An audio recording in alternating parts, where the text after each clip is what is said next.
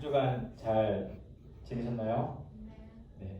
약간 다들 표정과 이미 자세가 뭔가 지금 메시지를 주고 있는 것 같은데, 자 이제는 깰 때라. 잠에서 깨고 또 우리가 이제 일상을 살아갈 때 늘 피곤한 가운데 또 있죠. 또 주일 오후인데 이 시간 하나님 주신 말씀을 통해서 뭐 이렇게 그렇게 길지 않은 시간이지만 또 이 시간에 또 한 주간에 살아오던 그 바쁜 일정들 또 그런 계획들 잠깐 멈추고 하나님 말씀을 통해서 우리의 마음의 중심을 다시 한번 잡았으면 좋겠어요. 그리고 우리가 의지를 가지고 우리를 바꾸는 게 아니라 이 시간 하나님께서 우리가 말씀을 듣는 가운데 또 성령님을 통해서 여러분의 마음에 지혜를 주시고 또 믿음도 주시고 또 그렇게 여러분의 삶의 방향의 변화도 주실 줄로 믿습니다. 이 시간 함께 말씀을 보려고 합니다.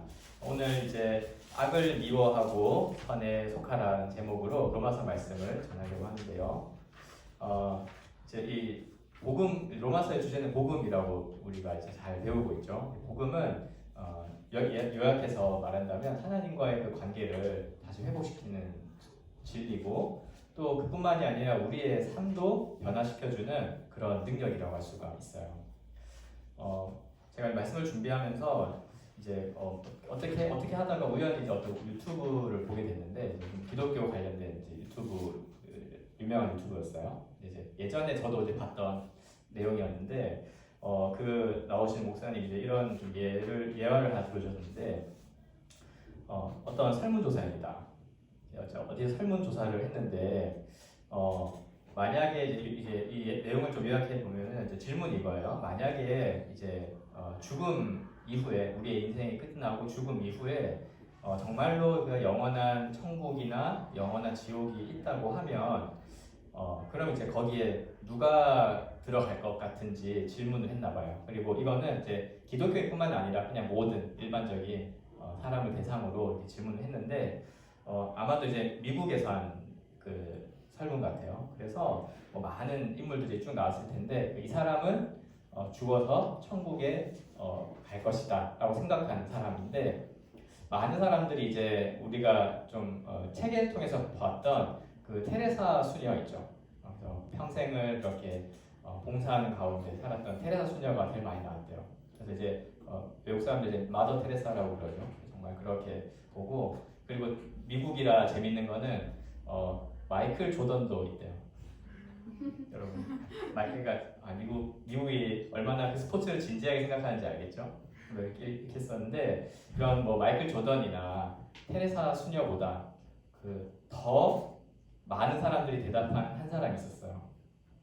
그게 누구냐면 자기 자신이라고 대답한 그래서 거의 80%가 넘는 사람들이 이제 만약에 이제 자신이 뭐 기독교를 안 믿더라도 만약에 죽음 이후에 영원한 천국과 지옥이라고 하는 갈림길이 있다면 당신이 이제 누가 가겠냐 했을 때 자기 자신은 많은 사람들이 갈 거라고 이제 생각을 한다는 거예요. 그래서 이제 이 설문지를 통해서 이 설문을 통해서 이제 알 수 있는 것이 이제 사람들은 그게 뭐 기독교인이든 불신자든 상관없이 일반적인 사람이라고 하는 존재는 그 자기의 그 구원에 관한 문제를 이제 생각하기 시작하면 굉장히 자기 중심적이고 그리고 자신의 현재 형편을 굉장히 많이 헤아리고 생각한다는 거예요. 그래서 이 구원을 가지고 생각을 하면 나는 죽어서 천국 갈 수 있다. 소위 말하는 뭐 나는 구원을 받을 수 있을 것이라고 하는 일종의 희망을 자기 스스로 생각한다는 거죠. 근데 이제 성경은 이 구원이라고 하는 것이 많은 사람들이 이제 보편적으로 생각하듯 자기 중심적으로 혹은 자기의 형편을 이렇게 많이 고려하여서 생각할 문제가 아니라고 이야기를 해주는 거예요. 그래서 특별히 이제 로마서가 그것을 주요 강조점으로 이렇게 설명을 하고 있었죠. 그래서 우리가 이 구원을 받는 문제는 우리의 형편을 감안해서 또 우리가 생각하는 어떤 판단에 의해서가 아니라 바로 이 창조주이신 그리고 구원자이자 심판자이신 하나님의 기준에 의해서 이루어진다라고 알려주는 그런 말씀이라고 할 수 있습니다. 그래서 사람들의 생각과 달리 실제로 구원은 어떤 것이냐면 바로 이 하나님의 의라고 하는 기준에 의해서 정해진다라고 로마서가 시작을 했죠. 그래서 이 하나님의 의라고 하는 이 기준에 합당하지 못한 자에게는 이 구원이란 혹은 이제 의롭다 함이란 이제 없다. 이 하나님의 의라고 하는 기준 앞에서 자기 형편을 봐달라고 호소할 수도 없는 것이고, 그리고 그러한 것들을 요구할 수 없는 그 절대적인 기준이 있다면 그것은 이제 하나님 자신의 의로우심이다라고 이야기했죠. 그래서 어느 누구도 이 기준에 합당할 수 없는 것인데, 로마서는 이 예수 그리스도의 십자가의 죽음을 설명하면서 바로 예수님께서 이 죽으신 죽음에 의해서 우리가 구원을 받을 수 있는 길이 열렸다는 거예요. 왜냐하면 예수님이 죽으신 것은 자신의 죄 때문이 아니라 바로 우리의 죄를 대신해서 짊어지고 죽으신 대속적인 죽음이기 때문에 그렇다라고 선언을 하는 거죠. 그래서 예수 그리스도의 십자가 혹은 십자가의 죽으심과 부활의 소식이 우리에게는 복음이 된다는 거예요. 그리고 이 예수님의 십자가 죽음의 구원이 어떻게 우리에게 적용되냐, 어떻게 이루어지느냐 했을 때 바로 믿음과 의롭게 됨에 대한 설명을 했죠. 그래서 이것은 어떤 우리의 행위, 그런 행위적인 조건이 아니라 예수님을 믿는 누구든지에게 이 의롭다, 구원을 준다고 하는 것이 이 로마서의 요지였습니다. 그리고 나서 이제 로마서에는 이 믿음, 그래서 구원을 받은 그 이후에 그러면 우리는 어떻게 살아가야 하는가? 제가 지난 시간에 기독교의 윤리라 이렇게 말씀했죠. 우리가 그 주요 강조점에 하나님의 의, 예수 그리스도의 십자가 죽음, 그리고 믿음과 의롭게 됨, 이신칭이라고 하는 이것은 교리라고 말할 수 있다면 믿음 그 이후에 설명되어지는 것들은 우리의 삶의 윤리라고 말할 수가 있었어요. 이렇게 보면은 하나님의 은혜, 예수 그리스도를 통한 하나님의 은혜가 먼저고 또 그 다음이 삶의 내용이라고 말할 수도 있을 것 같아요. 그래서 이제 사도 바울은 12장부터 그리스도인들이 구원받은 이후에 이제 우리가 맨날 교회에 모여가지고 이런 예배 의식만 하면서 360을 사는 게 아니잖아요. 지금도 그랬지만 뭐 사도 바울 시대도 그랬고 예수님 시대도 그랬고 이제 모여서 예배를 드리고 찬송하고 기도하지만 또한 일상에서 일을 하고 또 학생들은 공부를 하고 그렇게 살아가는 일상들이 있었죠. 그랬을 때 그리스도인들이 삶에서 만나는 많은 관계들 속에서 어떻게 사는 것이 합당한가를 사도 바울이 설명을 하고 있습니다. 그래서 오늘 우리가 읽은 9절부터 21절에 이 짧은 문구들이 많이 있는데 이 말씀들을 통해서 결국 구원받은 자의 삶, 조금 우리의 익숙한 표현으로 말하면 우리를 구원하신 예수 그리스도를 닮아가는 삶이 무엇인지를 한번 깊이 생각해보고 또 지난 한 주간 또 우리의 삶과 내 생각들을 좀 돌아보기도 하고 또 한번으로는 결단을 해보는 그런 시간이 되기를 바랍니다.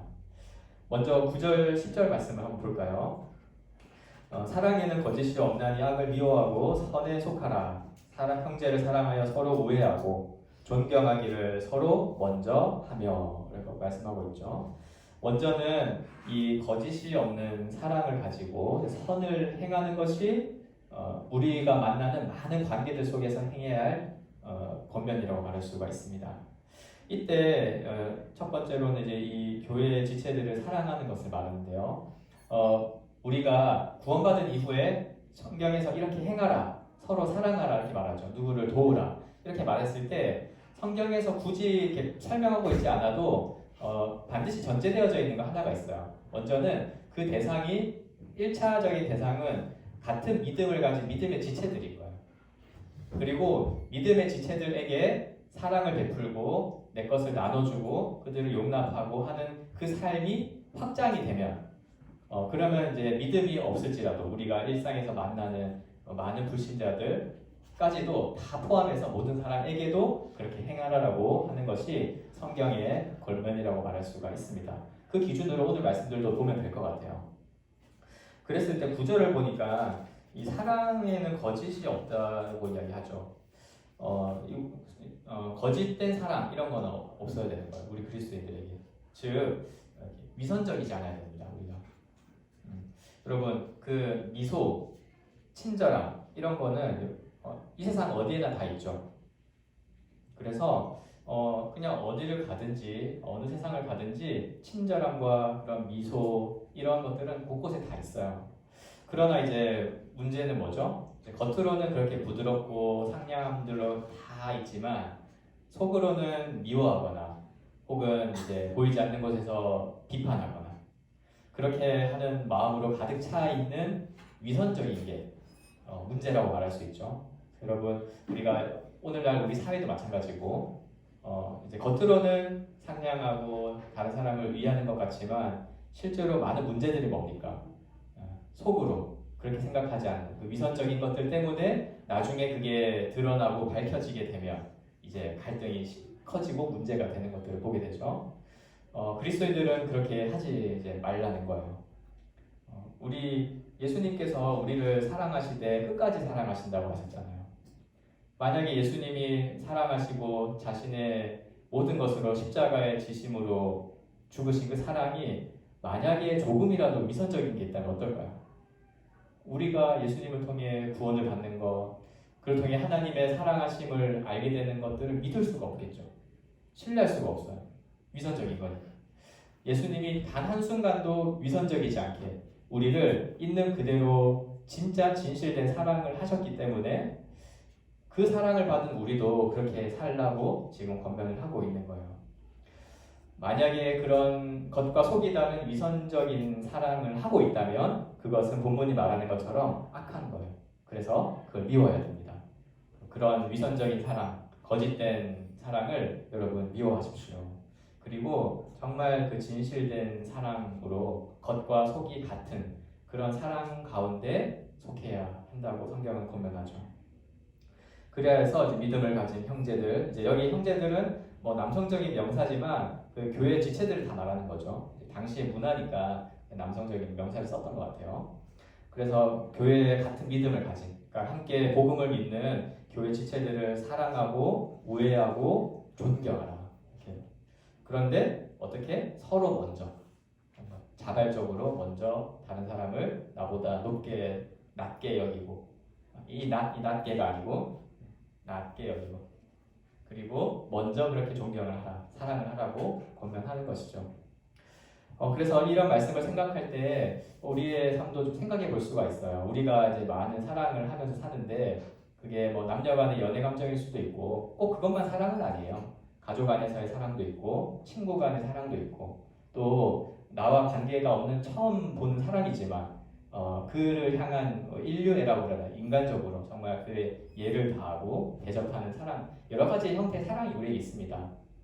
그런데 이제 이 말씀을 생각해서 우리에게 좀 생각해 본다면 나는 혹시 정말 진실된 사랑을 하는가? 이건 어떻게 하면 알 수 있냐면 내가 누군가를 사랑할 때 어떤 대상을 사랑할 때 나를 위해서 이렇게 사랑하고 있으면 한번 돌아봐야 돼요. 그러니까 내가 그 사람에게 잘해주고 그 사람에게 내 것을 내어주고 그렇게 하면 나한테 다 도움이 되니까요. 나중에. 그렇게 한다면 사실은 그것이 참된 사랑이라고 말할 수는 없을 것 같아요. 정말 진실로 이웃을 사랑하는지. 그래서 내가 어떤 것들은 뭐 심지어 손해 볼지언정 내 사랑을 통해서 내 사랑을 받는 대상이 온전해지고 행복을 얻고 정말 잘 될 수 있도록 베풀고 있는 삶을 나는 사는가라고 적용해 볼 수 있을 것 같아요. 그래서 참된 사랑이라 하면 정말로 내 옆에 있는 지체가 나한테 도움이 되니까 좀 소위 말하는 세상에서 잘 나가는 사람이니까 내가 잘해주는 거 말고 정말 사랑받을 만한 사람이 아니지만 그러나 그도 나와 함께 그리스도 안에 있는 형제임을 알고 먼저 다가가서 섬기고 사랑하는 것 이것이 바로 그리스도를 닮은 사랑이라고 성경은 말씀을 하고 있습니다. 이럴 때 중요한 점이 있는데 그것은 11절 말씀이에요. 우리 11절 말씀 같이 한번 읽어볼까요? 시작. 부지런하여 게으르지 말고 열심을 품고 주를 섬기라. 요약하여 말한다면 선한 열심을 품어야 한다는 거예요. 여러분 무언가를 할 때 부지런하게 하려면 또 게으르지 않게 하려면 사실 필요한 게 하나가 있는데 인내하는 게 필요해요. 여러분 운동도 그렇고 공부도 그렇고 여러분 부지런하고 싶죠? 게으르지 않고 싶죠. 그럼 이제 어떻습니까? 지금 요즘 저도 볼 수도 있는데 여러분 지금 다 피곤하죠. 근데 이제 어떻게 해야 돼요? 뭔가를 이루어내려면 그 피곤함을 참고 인내하면서 무언가를 해야 할 수 있지. 아니면 그냥 누워 자는 거죠. 물론 자는 것도 중요하지 필요합니다만 여기서 말하는 게으르다 이거는 뭐 쉬지도 말고 휴식도 갖지 말고 이런 말이 아니라 정말 그 열심을 품고 이렇게 이 지체를 향해서 사랑을 베풀 때 그냥 건성으로 하지 말라는 거예요. 이것은 이제 좀 우리말 성경의 번역을 보면 좀 더 잘 알 수 있는데 열심이 어떤 거냐면 우리말 성경에는 이렇게 기록하고 있어요. 한번 들어보세요. 성령으로 뜨거워진 마음으로 주를 섬기십시오. 단순한 열심이 그냥 인간적으로 내가 화이팅 이런 게 아니라 성령으로 뜨거워진 마음. 그러니까 곧 예수 그리스도를 믿음으로 받은 성령에 의해 뜨거워진 마음이죠. 이것은 그냥 어떤 인간적으로 느껴지는 본능적인 마음 그런 것이 아니라 주님의 이 구원하심을 알고 복음을 듣고 알게 된 이 새로워진 마음을 통해서 내 가운데 뜨거운 마음들이 생기고 그런 뜨거운 마음으로 그러니까 따뜻한 마음으로 지체를 돌보고 섬기라는 거죠. 그것이 주를 섬기는 것이다라고 말씀하고 있습니다. 그래서 여러분 누군가를 사랑하거나 누군가를 섬길 때 특히 그리스도인으로서 참된 사랑을 행할 때는 여러분의 타고난 자질이라든지 아니면 여러분이 좀 갈고 닦은 능력에 의해서 행하는 게 아니고 복음이 그 열심을 가져다주고 그 열심으로 섬기게 한다는 것을 기억하길 바랍니다. 저는 누군가를 뭔가 도울 만한 게 없어요. 그런 사람도 있죠. 저는 원래 타고난 성향이 그런 게 없고 사실 저는 뭐 할 수 있는 능력이 별로 없어서 그냥 세상에서도 그렇게 살아요. 이렇게 스스로 생각하는 사람도 결코 그렇지 않다. 복음에 의해서 주시는 이 성령에 대한 열심이 우리 모두에게 부어지는 것이고 우리 앞에서 봤죠. 모든 지체에게 각각의 은혜의 선물, 은사를 주셨다고 했잖아요. 그것으로 지체를 섬기는 것이 필요합니다. 그래서 그런 인내 가운데 이제 즐거워하고 또 뒤에 말씀도 보면 환난 중에는 또 참고 또 기도에는 힘쓰고 성도들의 쓸 것을 공급하고 특별히 그러니까 나그네죠. 집이 없이 이렇게 너무 떠도는 나그네들을 잘 대접하기를 힘써라고 이야기합니다. 이게 보면 특별히 이런 다 힘써야 되는 것들이지만 12절에 보면 마지막에 기도에는 항상 힘쓰라 이렇게 있죠. 이거 꼭 기억하면 좋겠어요. 여러분 혹시 자신의 나의 인생 가운데 내 시간 가운데 24시간 가운데 여러분 기도하는 시간이 얼마나 되나요? 혹시 혹은 횟수라든지 이런 거 한번 이렇게 돌아보면 좋을 것 같아요. 근데 뭐 시간을 많이 하고 횟수를 많이 하고 이런 것보다도 혹시 기도를 안 하고 있다면 오늘 말씀의 권면을 받고 이 기도에는 항상 힘쓰라 했기 때문에 힘쓰는 그런 모습이 필요할 것 같아요. 기도는 뭐냐면 우리가 정말 하나님이 우리의 삶을 구원하시고 또 실제로 우리의 삶을 인도해 가신다고 하는 그 믿음 있죠. 그 믿음이 나타나는 직접적인 증거라고도 할 수가 있어요. 그래서 혹시 기도를 안 하고 살아간다면 그거는 믿음이 좋아서 그런 게 아니고 믿음이 없는 걸 수도 있는 거예요. 그 기도는 말 그대로 하나님께 드리는 그 의지하는 거잖아요. 하나님 의지하고 하나님과의 대화라고도 말하기도 하고 또 우리 신자의 호흡이라고도 말해요. 이러한 기도에는 항상 힘쓰는 그런 우리 모두가 되었으면 좋겠습니다. 그리고 13절 마지막 부분에 보면 손 대접하기에도 힘쓰라고 되어 있죠. 이런 것들은 당시에 지금은 손님은 이제 우리 같은 떠돌이 이런 게 지금 우리는 거의 없죠. 당시에는 이제 손님들 또 멀리 여행을 다닌 사람들은 이렇게 돈이 많아서 여행을 다니는 그런 게 아니었어요. 갈 곳이 없어서 이제 유랑하는 사람들이었죠. 일종의 유목민들처럼. 그런 가운데 우리 그리스도인들 중에도 당시에는 신분들이 다양했으니까 어떤 사람들은 똑같은 예수 그리스도를 믿는데 일단 신분이 비천하고 살 집이 없고 그러니까 늘 떠돌아다니는 인생도 있는 거예요. 근데 지금처럼 사회보장 제도가 있는 게 아니니까 그들에게 집을 마련해주고 직업을 갖게 해주고 대출을 해줘가지고 살 수 있도록 해주는 시대가 아니죠. 그냥 내가 예수는 믿지만 신분이 어쩔 수 없으면 어떨 때는 비천하게 구걸하기도 하고 이렇게 사는 사람들도 많았던 거예요. 그런데 그리스도인들은 뭐가 달랐냐면 그런 신분, 그리고 뭐 유대인이냐 이방인이냐 이런 거 구분하지 않고 같은 믿음 안에 있는 지체들을 돕기를 대접하고 집에 초청하고 그래서 음식을 먹이고 자기 것을 나누는 일을 힘썼던 거예요. 마치 가장 부유하시고 가장 부족함이 없으신 우리 예수님이 아무것도 없는 그 가난한 우리들을 찾아오셔서 자신의 모든 것들을 나눠주시고 자신의 생명을 부어주시고 그래서 우리에게 지금 그 하늘의 천국 잔치 가운데 살아갈 수 있도록 베풀어 주신 것과 똑같은 원리라고 할 수도 있어요. 우리가 이제 돕는 것들을 어디까지 해야 되냐, 무엇을 도와야 되냐 하는 것들은 이제 우리가 그 분별하면 하면 되겠지만 기본적인 우리의 마음의 태도는 대접하고 지체를 돕는 마음이어야 한다는 것입니다. 두 번째로 14에서 16절의 큰 단락을 보시면 이 좋은 것을 나누라고 하는 삶이 우리에게 또 권면이 되어져 있어요.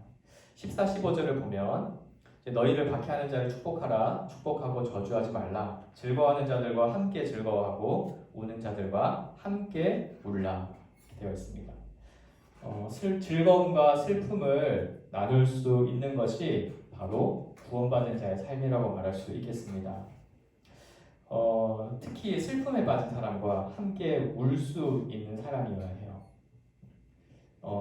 사실 예수님이 이러한 삶의 모범이자 또 실제로 그걸 가능케 하시는 능력이시기도 합니다. 예수님 보면은 그 십자가에 달려서 죽음 당하는 그 순간, 이제 우리가 보는 영상이나 그 그림들은 있는 그대로를 표현할 수 없기 때문에 예수님이 뭐라도 하나 걸치고 계시지만 사실은 나체로 그대로 달려 있는 거죠. 가장 인간이 치욕스러운 삶 당하는 모습. 그런 가운데 로마 군인들이 막 조롱을 했어요. 네가 진짜 유대인의 왕이면 내려와봐라. 너가 구원자라면 너 스스로 한번 구원해봐라. 막 조롱을 했죠. 그때 예수님이 어떻게 했냐면 자기를 박해하는 그 군인들을 향해서 오히려 축복을 하시죠. 저들의 죄를 용서해 주시기를 기도하고 저들이 잘 몰라서 그런 겁니다라고 오히려 그런 박해하는 악한 자들을 예수님이 변호하셨어요. 하나님 앞에서. 그 용서해달라고. 그런 것처럼 그런 용서를 사실 우리가 받는 거예요. 우리가 그런 로마 군인들 속에 있었던 사람이었죠, 사실은. 그런 용서를 받은 자로서 혹시 나를 박해하는 자가 있다 할지라도 여러 이유로 그들에게 저주하지 말고 축복을 하라, 예수님처럼.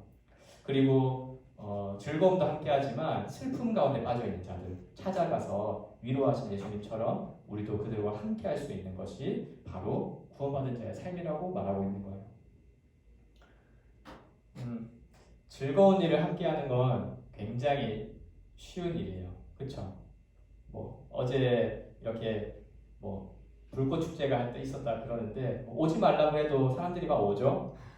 어쨌든 뭐 평소보다 뭐 항상 있는 일도 아니고 그러니까 신나기도 하고 전에 이렇게 불꽃 축제 하는 거 그런 정도까지는 아니라 놀이동산에서 폭죽 하나만 터뜨려도 저 바닷가에서 그 5,000원짜리 폭죽만 터뜨려도 우와 하면서 막 쳐다보잖아요. 신나니까. 그런 거는 뭐 모르는 사람인데 옆에 가서 쳐다보고 앉아있어요. 함께 즐거워합니다. 그래서 여러분 사실 함께 즐거워하는 거는 나도 즐겁기 때문에 되게 쉬운 일이에요. 그런데 성경은 즐거워하고 또한 함께 슬픔을 함께하는 거예요. 이것은 정말 그 슬픔 가운데 있는 사람들의 심정도 살피는 고 정말 그냥 나랑 똑같지 않죠. 그것을 100% 경험할 수가 없어요. 그러나 그 슬픔을 이해하려고 애쓰고 또 그것을 판단하고 비판하지 않고 있는 그대로 받아들이려고 하는 성숙한 신앙의 태도라고 말할 수 있습니다. 여러분 혹시 이제 저와 여러분이 조금 더 신앙이 성숙해진다면 그것은 어떨 때 좀 드러나냐면 슬픔 가운데, 어려움 가운데, 곤란함 가운데 처해 있는 사람들을 내가 어떻게 대하는가 이런 것으로 판단할 수가 있습니다. 그렇게 하는 것이 성숙한 신앙이라고 말할 수가 있죠. 이런 성숙한 신앙으로 이제 나아가야 되는데 그러려면 어떻게 해야 되는지를 16절이 말하고 있어요. 서로 마음을 같이 하며 높은 데 마음을 두지 말고 도리어 낮은 데 처하며 스스로 지혜 있는 채 하지 말라는 거예요. 그럼 혹시 교만한 마음이 있습니까? 스스로 이제 높이 있다 생각하고 나는 지혜자다 생각한다면 지금부터 그 마음을 이제 낮추시길 바랍니다. 그리고 하나님 앞에서 겸손한 자세로 살아가길 바래요. 그런데요, 여러분, 혹시 주변에 교만한 사람 본 적 있어요? 겉으로 난 진짜 그런 사람 뭐 특이한 사람이죠. 보통 겉으로 교만하면 사람들도 재수 없어하기 때문에 친구가 없습니다. 보통 그런 사람들은. 그래서 실제로 여러분 우리 인생을 통해서 또 우리 모습도 잘 보면 겉으로 나 잘 나가, 나는 똑똑해, 나는 뭐 잘났어 라고 겉으로 표현하는 교만한 사람은 없어요. 사실 저는 잘 못 본 것 같아요. 봤다 그러면 이제 재수 없어서 더 이상 안 쳐다봐서 그런지 몰라도 눈에 보이지 않습니다. 그래서 이 사실 교만과 겸손의 문제는요, 겉모습으로는 아무리 판단할 수가 없어요. 이거는 결국 내면의 생각, 그 내 내면의 속의 마음을 살펴야 되는 문제예요. 이런 말씀을 통해서 저와 여러분도 한번 살펴볼 필요가 있겠죠. 이 교만의 본질이 뭐냐면 이런 거예요. 이 생각을 헤아렸을 때 결국 그래도 나는 괜찮다, 나는 저 사람보다는 좀 낫다라고 하는 그 생각에 기초하고 있어요. 그런 것이 우리 역시 있지 않은가. 그래서 겉으로는 겸손하기를 원하고 또 겸손한 척하지만 늘 마음속에는 내가 이 사람들보다는 더 나아야 돼. 그래도 내 형편은 좀 더 나아야지. 라고 하는 그런 마음속에 계속 살아가고 있다면 우리가 그 아까 사랑의 문제인 것처럼 그 거짓된 겸손일지도 모르겠어요. 그런데 성경은 뭐라고 합니까? 그리스도인의 이 겸손한 것은 그 거짓이 없는 사랑처럼 위선적으로 하지 말고 정말 내가 하나님 앞에 어떤 자인지를 알아서 정말 겸손한 것. 그래서 작은 것 하나에도 감사하고 또 하나님의 은혜를 찬양해서 하나님을 높이기를 원하고 그리고 정말 그런 마음으로 이웃을 내 몸과 같이 사랑하는 그런 태도로 나아가라고 지금 권면하고 있는 것이죠. 이렇게 좀 다른 사람과의 관계에서 이렇게 우리는 그리스도인답게 구원받은 자로서 살아가야 함을 성경은 말하고 있었습니다. 여기에 더해서 사도 바울은 이 교회의 지체뿐만이 아니라 불신자를 포함한 그런 모든 사람과의 관계에서 확장에서도 뭐라고 하죠? 악을 미워하고 선을 행하라고 권면을 하고 있습니다. 우리 17절, 18절을 같이 한번 읽어볼까요? 시작. 아무에게도 악으로 갚지 말고 모든 사람 앞에서 선한 일을 도모하라. 할 수 있거든 너희로서는 모든 사람과 더불어 화목하라. 아멘. 보니까 그러니까 악으로 갚지 말고 선한 일을 하라. 그리고 화목하라 이렇게 말하죠. 이러한 것을 하기 위해서라면 우리에게 언제나 이 모든 것을 우리 주님께 예수 그리스도께 맡기는 그런 마음이 필요할 거예요. 본래 악으로 대갚아 주는 것이 우리 본성입니다.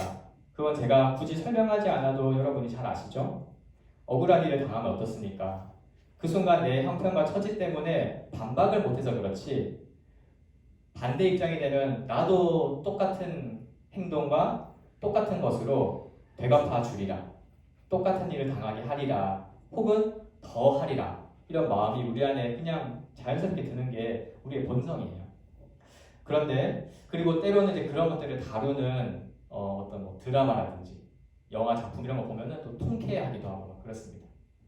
그런데 복음은 정말 놀라운 권면을 우리에게 주는데 우리가 절대로 그런 악한 자들과 똑같은 방식으로 그래서 악한 것으로 되갚으려고 하지 말라고 말씀하고 있어요. 근데 이 말씀은 사실 지금 우리가 오늘 살펴본 모든 말씀들은 너가 구원을 받았으니까 이렇게 살았으면 좋겠어 라고 하는 게 아니에요. 너는 구원을 이렇게 받았으니까 이렇게 행하라고 명령하는 거예요. 주님의 명령입니다. 혹시 여러분 우리가 악한 일을 당한다 할지라도 그럴 때 악을 악으로 갚을 생각을 품는다든지 실제로 그것을 하고 있다면 사실 주님의 뜻을 무시하는 것과도 같은 상황이라는 거예요. 우리 입장에서는 억울할 수가 있겠죠. 그러나 성경은 정말 이것을 헷갈리지 않도록 분명하게 말씀을 하고 있어요. 오늘 벌써 두 번째 나오죠. 악을 미워하고 악을 악으로 갚지 말라 분명하게 말씀하십니다. 그래서 이 악을 악으로 갚지 않는 이 태도는 우리가 뭐 실천을 하든 못하든 이것이 참된 길이고 진리라는 것을 생각하고 우리가 나아갈 방향인 것을 꼭 마음속에 기억하면 좋겠어요. 뭐 제가 뭐 설교 때 의도치 않게 여러 번 이렇게 언급하는 그 소설이 이제 자꾸 반지의 제왕인데 J.R.R. 톨킨 소설에 보면은 그런 거 나오죠. 그 반지 관련된 이야기인데 그 반지의 힘을 사용하려고 한 사람들이 누군지 아세요? 다 저마다 자기 형편에서 자신의 세상을 구원하려고 한 사람들이에요. 보통 왕들이 말이죠. 그래서 자신의 다스리는 나라를 구원하기 위해서 그런 절대 반지라 그러나요? 그런 걸 사용을 하는데 어떻습니까? 그 결과는 다 비참하게 무슨 뭐 반지의 망령이 돼가지고 평온한 죽음도 없고 삶도 없는 그런 이상한 곳에서 반지의 망령을 쫓아서 막 되고 있는 거 막 보여주죠. 마치 악을 악으로 갚는 자가 어떻게 되는지를 잘 묘사한 어떤 문학적인 표현이라고 말할 수가 있어요. 톨킨이 아마 이제 성경을 기반으로 그 작품을 썼기 때문에 그런 것들을 다 되게 넣어놓은 것 같아요. 그래서 여러분 악을 악으로 갚는 순간 갚는 게 아니라 같이 악한 자가 됩니다. 그리고 사는 것도 아니고 죽는 것도 아닌 그런 이상한 삶 가운데 머물러서 고통을 당한다는 것을 기억하기를 바라요. 마지막으로 19절에서 21절 보겠습니다. 내 사랑하는 자들아 너희가 친히 원수를 갚지 말고 하나님의 진노하심에 맡기라. 기록되었으되 원수 갚는 것이 내게 있으니 내가 갚으리라고 주께서 말씀하시니라. 내 원수가 줄이거든 먹이고 목마르거든 마시게 하라. 그리함으로 내가 숯불을 그 머리 위에 쌓아 놓으리라. 악에게 지지 말고 선으로 악을 이기라. 아멘. 여기 보면 원수의 심판까지도 주님께 맡기고 끝까지 선을 행하라고 말씀하고 있습니다. 사랑하는 여러분, 인생에서 절대로 원수를 직접 갚지 말아야 합니다. 우리가 실제로 분노라든지 혹은 보복하고자 하는 보복심이 생기는 것은 자연스러운 감정이에요. 그러나 그 감정을 여러분 그 순간 확 붙잡으면 안 됩니다. 실제로는 그 감정을 여러분이 붙잡는 게 아니고 그 감정에 여러분의 그 귀한 인생이 불태워져 버리는 거예요. 절대로 거기에 불이라고 생각하고 가까이 가지 말고 그러면 이제 너무 억울한 마음도 있잖아요. 그렇다면 도대체 예수 믿는다고 해서 그리스도인이 되었다고 해서 이렇게 살아가야 한다면 도대체 그리스도인에게 정의와 그런 공의는 어디에 있는가? 이런 질문을 할 수 있겠죠. 이에 사도 바울이 가르쳐줘요. 그것이 바로 주님께 있다는 거예요. 우리 아까 19절에 읽었죠. 원수 갚는 것이 내게 있으니 이 나에는 주님, 예수님 자신이 말하는 거예요. 예수님께 있으니 예수님이 다 갚으실 거예요. 그러니까 예수님 뭐라고 해요? 너는 구원받은 자들에게 다 내가 할 거니까 너는 그냥 하지 마라. 하지 말고 오히려 내가 너희를 사랑한 것 같이 사랑으로 선한 일로 그냥 대갚아 주어라 이렇게 말하는 거예요. 그러면은 그게 어떻게 되는 거냐면 20절에 그리함 20절 하자마자 그리함으로 내가 숯불을 그 원수의 머리 위에 쌓아 놓는 거래요. 많은 사람들이 이 말씀을 보고 내가 참고 나한테 욕한 사람에게 욕을 하지 말고 막 칭찬을 하고 이런 거 다 참고 하면은 이게 마치 심판이 그 원수의 머리 위에 그 인생의 정립이 되는 거구나 라고 해석한 경우들이 있었어요. 그래서 막 참는 거예요. 나한테 고통을 줬지? 하지만 난 지금 고통을 주지는 않을 거야. 말씀에 의하면 내가 참고 선행을 하면 넌 더 큰 고통을 당하겠지. 이런 식으로. 근데 이게 뭐냐면 복수하는 거잖아요. 보복심. 근데 하나님께 복수를 맡기라. 저 대신 복수해 주세요. 이런 말이 아니라 이거는 하나님이 공의롭게 다 판단하신다는 거고 갚는다는 것은 숯불을 머리에 올린다는 것은 여러분 그러니까 약간 비유인 건데 여러분 머리 위에 숯불이 이렇게 있다고 생각해 보세요. 어떻게 해요? 일단 기본적으로 숯 굉장히 뜨거우니까 여러분 그 아름다운 머리카락 다 탑니다. 그래서 여기가 이렇게 반짝이가 되겠죠? 네. 그래서 숯불이 머리 위에 있으면 굉장히 불편한 거예요. 불편하고 뜨겁고. 근데 계속 숯불을 쌓는다. 그거는 이제 점점 뜨거운 불이 머리에 있으니까 그 머리 위에 숯불이 있는 사람은 얼마나 그 마음이 답답하거나 찔리거나 두렵겠어요. 그래서 그 머리에 숯불이 쌓인다는 것은 여러분이 악을 악으로 갚지 않고 선으로 다 행하면은 그러면은 그 악한 자는 그 원수는 의기양양한 게 아니라 그 머리 위에 숯불이 쌓인 것처럼 굉장히 부담스러움을 갖고 왜 이러지? 왜 내가 이렇게 악을 행해도 저 그리스도인들은 왜 이 세상 사람들은 똑같이 악을 갚으려고 해서 나랑 대결하는 구도로 가는데 왜 그리스도인들은 왜 예수 믿는 사람들은 선을 행하고 왜 보복을 안 하지? 저 사람 바보들인가? 이렇게 생각을 하면서도 동시에 그 양심에 마음의 무거움을 느끼고 우리 양심의 가책이라고 그러죠. 여러분이 선을 행하면 상대방은 양심의 가책을 느끼고 혹시 하나님의 그 은혜가 있다면 그런 것들을 통해서 자신의 죄를 인정하고 여러분과의 화해를 요청하거나 혹은 그런 것을 통해서 그가 우리가 믿는 그 예수님을 궁금해하고 또 믿을 수도 있는 그런 일이 벌어진다고 할 수가 있겠어요. 그래서 우리는 오늘 말씀의 권면처럼 우리의 모든 것을 이렇게 다 되갚거나 특히 믿지 않는 사람들에게조차도 갚으려고 하지 말고 선을 행함으로써 주님께 모든 것을 의탁하는 마음으로 살아가야 합니다. 근데 한편으로는 주님께서 다시 오셔서 이 모든 것을 갚으시지만 그럼 그것만 있는 건 아니에요. 사실 여기에 부연 설명은 사실 주님은 우리의 원수들을 향해서는 그렇게 이제 갚으실 준비를 하시죠. 늘 공의롭게 판단하실 텐데 그러나 보편적인 원수들 있죠. 그러니까 그냥 나와의 1대1 관계에서의 원수 말고 우리 모두의 원수가 되는 자들이 있습니다. 보통 우리는 그들을 가리켜 범죄자라고 불러요. 그래서 국가야 사회의 범죄자들은 하나님이 계속 참고 내버려 두지 않으세요. 그래서 어떻게 합니까? 그들이 국가의 공권력에 의해서 체포당하고 재판을 받고 심판을 받는 방식으로 하나님은 허용을 하시는 거예요. 그래서 사실 재림하면 이 완전한 심판이 이루어질 거지만 또한 이 시점에서는 지금도 국가를 통해서 하나님, 나라를 통해서 혹은 왕권을 통해서 이런 국가의 보편적인 원수들에 대해서는 또 심판하고 계신다라는 것들을 생각을 할 수 있습니다. 그래서 여러분, 우리 그리스도인들이 어떤 어려움을 당하면 어떻게 합니까? 직접 보복하는 게 아니고 특히 형사에 휘말리게 되면 국가 권력에 고발을 하죠. 그래서 우리 안에서도 혹시 형사 문제가 벌어졌을 때는 이제 경찰이나 국가에 이렇게 의탁을 하는 것이 교회가 하는 일이거든요. 왜냐하면 하나님께서 그런 국가를 통해서 지금 그런 보편적인 원수들을 이렇게 심판하고 계시기 때문에 그렇습니다. 그래서 공의와 정의는 정말 하나님께 있다는 것, 우리 주님께 있다는 것을 성경이 이야기하고 있는 거죠.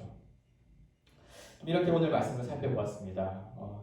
오늘 말씀을 좀 생각하면서 우리가 다시 한번 좀 결단하고 마음에 새겨야 되는 문구가 있다면 선으로 악을 이기라고 하는 말씀이에요.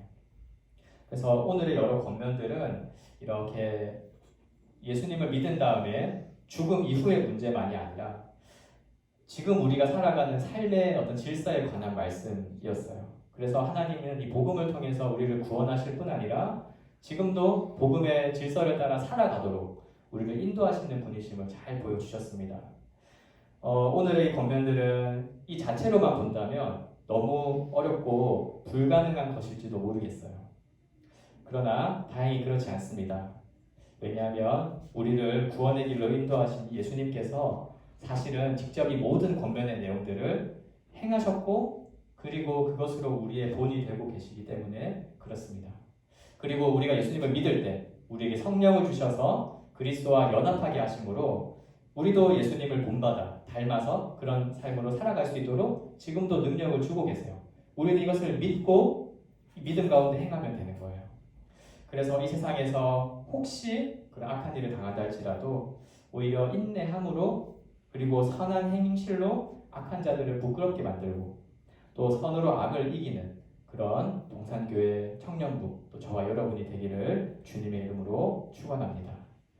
우리 함께 기도하겠습니다.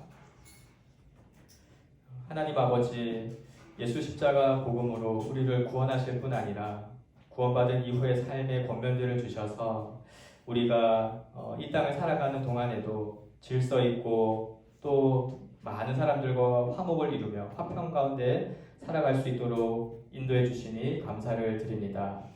오늘 말씀을 통해 주신 여러 권면들을 한 주간 다시 한번 생각하고 이 권면에 비추어 우리의 내면과 또 우리의 행실들을 비추어 보아서 고칠 것은 고치고 회개하고 또 이 말씀을 통해 더 힘써야 할 것들은 우리가 더 도전하고 그리고 이 모든 것을 통해서 우리의 구원자 되시며 능력 되신 우리 주님을 찬양하고 예배하는 그러한 삶으로 나아갈 수 있도록 우리 모두를 인도하여 주시옵소서. 감사드리며 예수님의 귀하신 이름으로 기도합니다. 아멘.